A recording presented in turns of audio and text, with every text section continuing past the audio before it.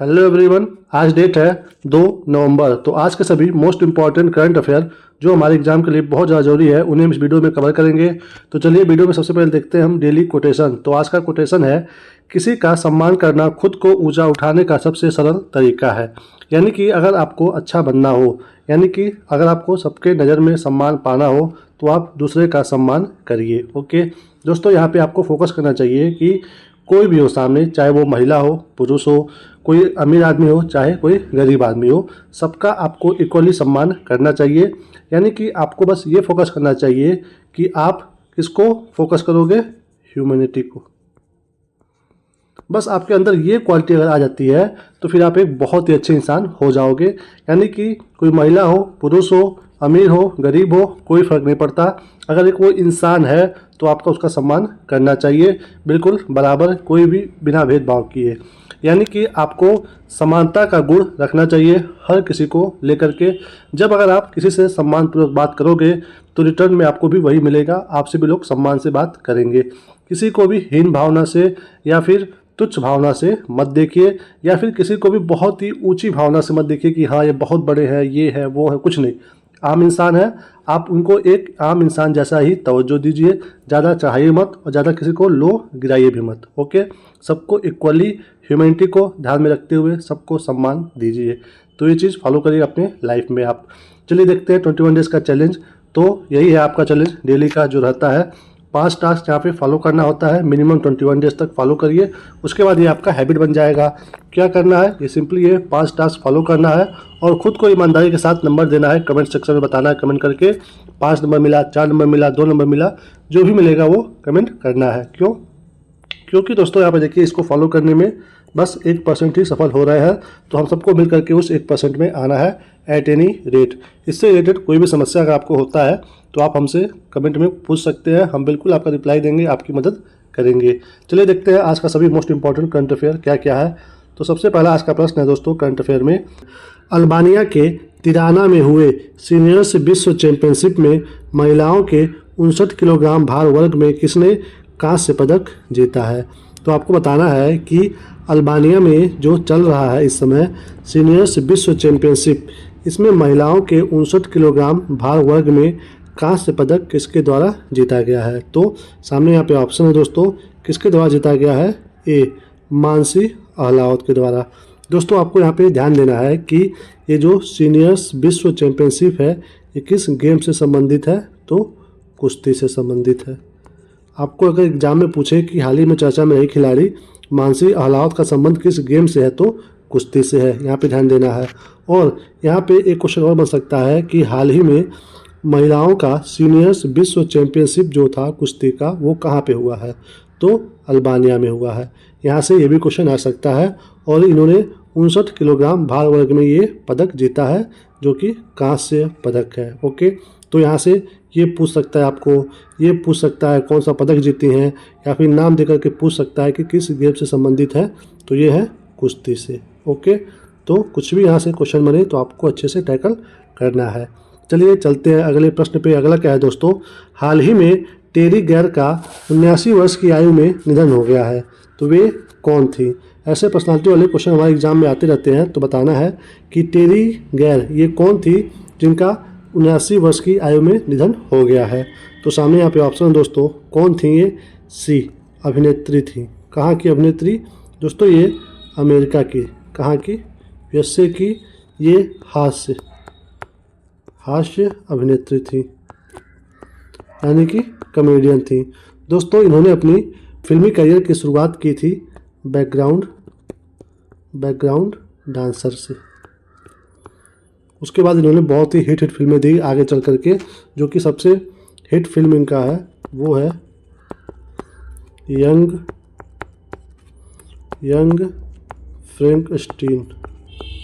ये एकदम फेमस है इनकी। ओके, और एक और है, इसका नाम है मॉम, और एक और है आफ्टर आवर्स। तो ये इनकी कुछ बहुत ही फेमस मूवी है। नाम है इनका टेरी गैर, यानी कि ये क्या थी पहले, ये थी पहले बैकग्राउंड डांसर, फिर बनी ये बहुत ही फेमस हीरोइन जो कि एक हास्य अभिनेत्री जानी जाती थी, यानी कि कॉमेडियन थी। ओके, तो नाम है इनका टेरी गैर। कहाँ की है ये? यूएसए की हैं। ये हैं अभिनेत्री। चलिए चलते हैं अगले प्रश्न पे। अगला क्या है दोस्तों? हाल ही में भारतीय नौसेना के लिए 7वें anti submarine warfare shallow water craft को लॉन्च किया गया। उसका नाम क्या है? तो बताना है कि जो भारतीय नौसेना के द्वारा 7वें नंबर का एंटी सबमरीन बनाया गया है उसका नाम क्या है। तो सामने यहाँ पे ऑप्शन है दोस्तों, क्या नाम है उसका? तो नाम है ए अभय नाम है। क्या नाम है? अभय। दोस्तों ये 2.7 मीटर गहरे पानी में रह सकता है। साथ ही साथ इसकी आपको लंबाई और चौड़ाई भी पता होना चाहिए। तो लगभग इसकी लंबाई है 77 मीटर और इसकी चौड़ाई है लगभग 10.5 मीटर। तो ये हो गया अभय के बारे में। यहाँ पे आप ध्यान दीजिए, बात हो रहा है 7वें नंबर का। तो यहाँ पे एक एग्रीमेंट हुआ है कि 8 एंटी सबमरीन बनाना है। किसके द्वारा किया गया ये एग्रीमेंट? भारत सरकार और garden rich ship builders and engineers. ये कहाँ का है? ये है दोस्तों कोलकाता का। तो भारत सरकार और इसके बीच में ये हुआ है हस्ताक्षर की 8 क्या बनाना है एंटी सबमरीन। तो उसमें से जो 7वें नंबर का बनाया गया है उसका यहाँ पे नाम रखा गया है ए अभय। ये नाम कौन रखा है? अभय। इसका नाम रखा गया है संध्या पेड़ाकर जी के द्वारा। ये इसका नामकरण किया गया है। तो बस आपको मोस्ट इम्पोर्टेंट यहाँ पे यही ध्यान देना है कि उसका नाम क्या है। तो नाम है अभय। ओके, और ये 7वें नंबर का है। चलिए चलते हैं अगले प्रश्न पे। अगला क्या है दोस्तों? हाल ही में राष्ट्रपति भवन के सांस्कृतिक केंद्र और अमृत उद्यान में प्रतिष्ठित कोणार्क चक्र की कितनी प्रतिकृतियां स्थापित की गई हैं? यानी कि आपको बताना है कि जो राष्ट्रपति भवन है वहाँ पे कोणार्क चक्र का कितना प्रतिकृतियां स्थापित किया गया है। तो सामने यहाँ पे ऑप्शन है कितना किया गया है, तो वो है ए यानी कि 4।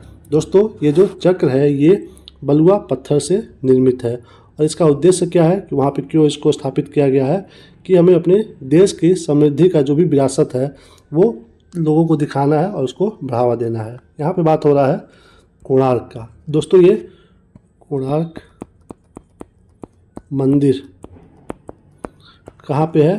तो ये है दोस्तों उड़ीसा में। कहाँ पे है? उड़ीसा में है। दोस्तों इस मंदिर को 1984 में ही यूनेस्को का साइट घोषित किया गया था। ओके दोस्तों, ये जो मंदिर है ये सूर्य देवता को समर्पित है। ये मंदिर ऐसा स्ट्रक्चर में बना हुआ है जैसे लगता है कि ये कोई बहुत बड़ा क्या है? रथ है सूर्य देवता का। दोस्तों ये किसके द्वारा बनाया गया था कोणार्क मंदिर? तो ये बनाया गया था गंग राजा। कौन? ये बनाया गया था गंग राजा जिनका नाम था नरसिंह देव प्रथम। इनके द्वारा ये बनवाया गया था लगभग 1250 ईस्वी में। किस मंदिर की बात हो रही है? कोणार्क मंदिर का, जो कि कहाँ पे है? ओडी यानी कि उड़ीसा में है। सूर्य देवता को समर्पित है। और दोस्तों ये जो मंदिर है कोणार्क मंदिर ये ब्लैक कलर का थोड़ा सा हो गया है, इसीलिए इसको क्या बोलते हैं? इसको बोलते हैं ब्लैक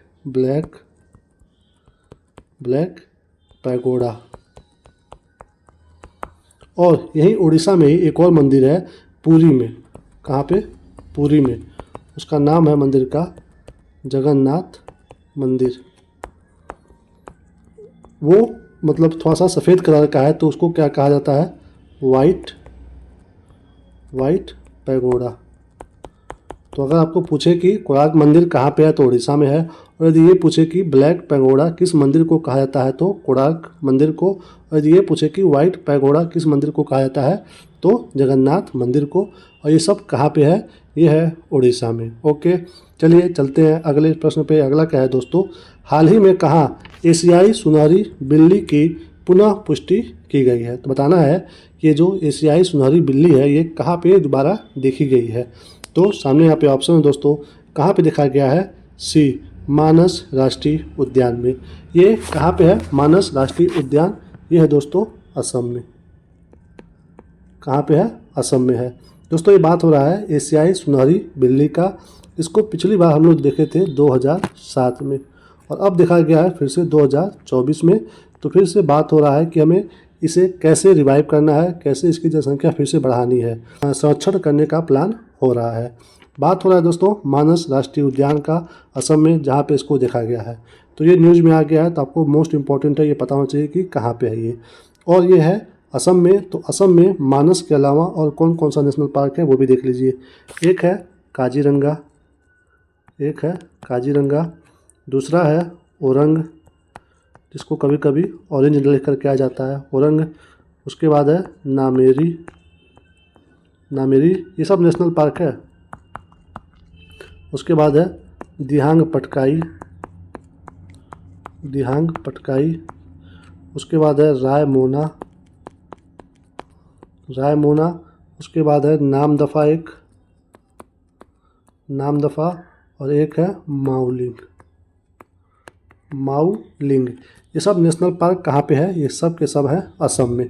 कहाँ पे है? ये सब है असम में। चलिए चलते हैं अगले प्रश्न पे। अगला क्या है दोस्तों? कौन कोयले से विद्युत उत्पादन बंद करने वाला पहला देश बना है? यानी कि वो कौन सा देश है जो अब विद्युत का जो उत्पादन करेगा वो बिना कोयले का करेगा? तो सामने यहाँ पे ऑप्शन दोस्तों, कौन सा देश है वो? तो वो है बी, यूके, यानी कि इंग्लैंड है दोस्तों यहाँ पे बात हो रहा है यूके का, जो कि दोस्तों 19वीं सदी की जो शुरुआत थी वहीं पे सबसे पहले इसके द्वारा ही शुरू किया गया था औद्योगिक क्रांति। और बड़े संख्या में यहाँ पे सबसे पहली बार कोयले का प्रयोग किया गया था औद्योगिक क्रांति के लिए। और अब सबसे पहला देश यही बन रहा है जो कह रहा है कि अब हम विद्युत का उत्पादन कोयले से नहीं करेंगे। तो ये बहुत अच्छी बात है। ये जो यूके है ये G7 देशों में सबसे पहला ये चीज़ घोषित करने वाला फर्स्ट नंबर का देश बन गया है। G7 में वो सभी देश हैं जो डेवलप हैं, यानी कि विकसित देश हैं वो। ओके, ऑलरेडी विकसित हो चुके हैं। तो G7 में कौन कौन से देश हैं?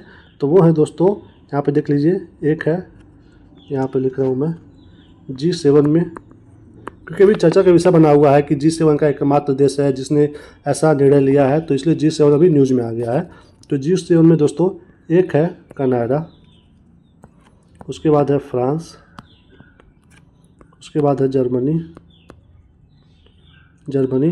उसके बाद इटली, फिर जापान, USA और यूके। दोस्तों ये 7 जो है वो पूरा डेवलप इकोनॉमी वाले देश हैं। और इसमें आप देखोगे ध्यान से तो सिर्फ और सिर्फ जापान ही ऐसा कंट्री है जो कि एशिया का है। तो आपको अगर एग्जाम में पूछे कि मतलब G7 में कौन सा देश है जो एशिया का है, तो वो जापान है। तो बात हो रहा है कि G7 में पहला देश बना है यूके, विद्युत उत्पादन को कोयले से जो प्रोड्यूस होता था उसको बंद करने वाला। यहाँ पे बात हो रहा है यूके का। दोस्तों जब आप यूके को देखोगे, यानी कि यूनाइटेड किंगडम को, तो ऐसा दिखेगा। यहाँ पे देखिए, ये है पूरा यूनाइटेड किंगडम, जो कि कहाँ पे है? देखिए ये जो यहाँ पे नीचे देखिए क्या दिख रहा है, यहाँ पे फ्रांस है, जर्मनी है, तो इसी के जस्ट ऊपर इंग्लैंड है। तो जब आप इंग्लैंड को देखोगे तो यहाँ पे देखिए बेसिक सा अंतर कितना है।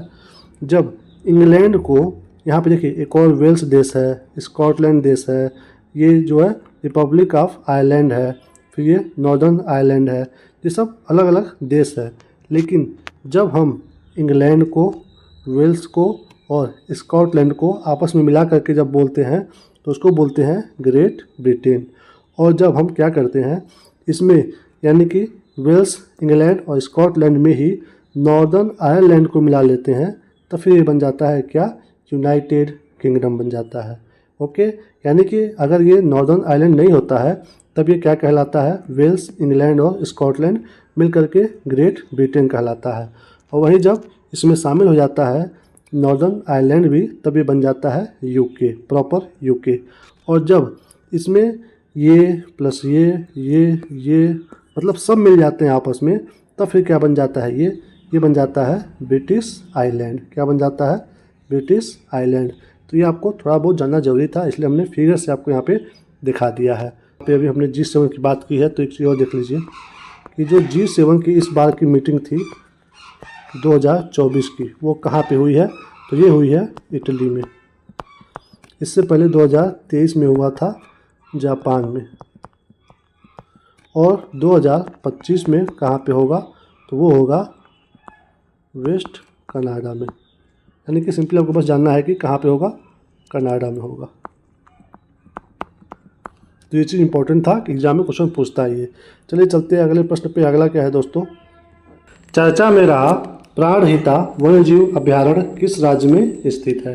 यानी कि दोस्तों बताना है कि प्राणहिता वन्यजीव अभयारण्य जो कि चर्चा में है वो किस राज्य में स्थित है। तो सामने यहाँ पे ऑप्शन है दोस्तों, कहाँ पे है वो? तो ये है सी, तेलंगाना में। दोस्तों अब ये चर्चा में क्यों है? क्योंकि ये जो अभयारण्य है इसके बीचों बीच से एक रास्ता निकल रहा था, यानी कि सड़क बन रहा था, जो कि इस पे बात हुआ, विवाद हुआ और अब ये क्या हो गया है, स्थगित हो गया है कि अब यहाँ पे ये रोड नहीं बनेगा। इससे नुकसान हो रहा था इस अभयारण्य को, तो इसलिए अब ये चर्चा में आ गया है तेलंगाना का प्राणहिता वन्यजीव अभयारण्य। तो दोस्तों आपको लग रहा होगा कि ये स्टैटिक है, बेसिक है, तो यहाँ पे ये क्यों बताया जा रहा है? क्योंकि ऐसे जो भी अभयारण्य होते हैं चर्चा में रहते हैं तो वो इम्पोर्टेंट हो जाते हैं। दोस्तों यहाँ पे बात हो रहा है प्राणहिता वन्यजीव अभयारण्य का, जो कि तेलंगाना में है। तो दोस्तों ये दक्कन के पठार में क्या है, पूरा फैला हुआ है, जो कि 136 वर्ग किलोमीटर में फैला हुआ है। कौन? प्राणहिता वन्यजीव अभयारण्य। और जो ये अभयारण्य है इसका यहाँ पे पूर्वी सीमा कौन सी नदी बनाती है? यही प्राणहिता नदी। और इसके दक्षिण में कौन सी नदी है? तो वो है गोदावरी। तो ये हो गया इसका लोकेशन। तो ध्यान देना है, प्राणहिता वन्यजीव अभयारण्य किस राज्य में है? सी, तेलंगाना में। चलिए चलते हैं अगले प्रश्न पे। अगला क्या है दोस्तों? हाल ही में जलवायु और स्वास्थ्य अफ्रीका सम्मेलन 2024 का आयोजन कहाँ हुआ है?